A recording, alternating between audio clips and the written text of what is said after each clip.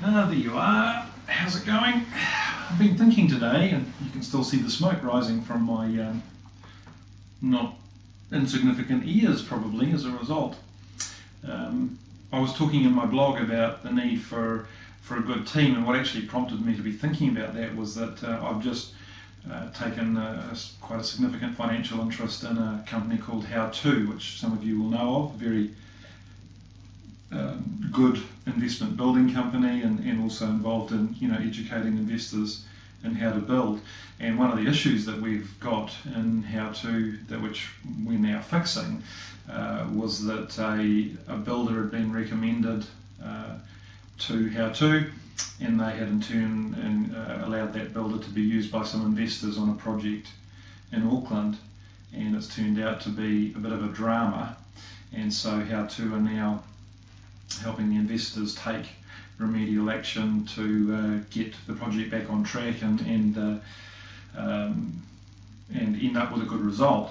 And so that's what got me thinking about this whole area, was that one of the rules that we now have in How2 is that we will only deal with builders who operate nationally or who can prove a significant financial base, a professional base, and a professional history, so that they can be trusted if we recommend them or if we allow our investors to use them.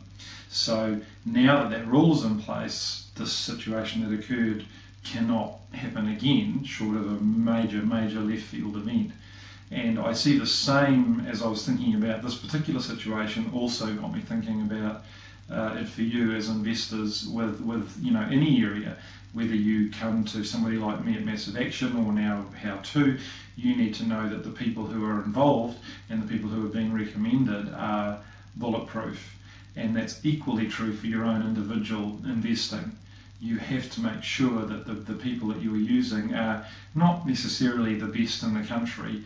If it's not something, you don't necessarily need the best painter in the country. You don't necessarily need the best accountant. You do need the best structure advice. You do need very high legal advice. But with any area that you're in, they need to be good, and they need to be competent in the areas that you need them to be competent in. So even with things like property managers and tradesmen and stuff, you need to be able to trust them. You need to be able to work they do is good. Now that can be quite difficult when you're starting out, because it's like, well, where do you start? So other than word of mouth or emailing people like me or going to PIA meetings, whatever, to try and get a word of mouth answer, you may have to apply some trial and error to the situation.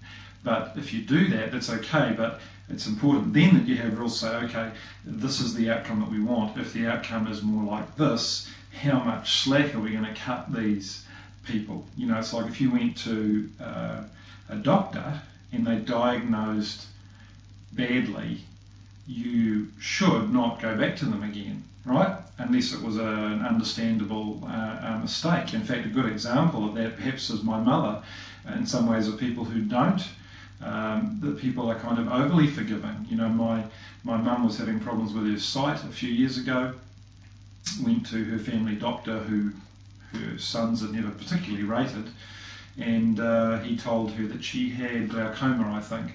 So fortunately, she and we were not entirely satisfied with that diagnosis. So sent her off to get her glaucoma checked out. Well, the first person that she walked into, I think it was an optometrist or some eye specialist, took one look at her and referred her straight to a high-level specialist. Turned out she had a brain tumour. And yet mum is still going to that same doctor, and subsequent to that had an issue with cancer. And again, the doctor was just useless. So we tend to be trusting. We want to like people. We want to forgive people. And as a human beings, that's important. As a Christian, to me, I forgive people over and over again. I'm way too soft, but I've learned that in the area of investment and in wealth creation, if you are willing to be walked over or willing to be taken advantage of, especially by people who should know better, then that can stuff you up for years. You know, you get an incompetent building inspector that tells you that a property is okay and it's not. That could cost you hundreds of thousands of dollars. Accountants and solicitors, two of my favourites.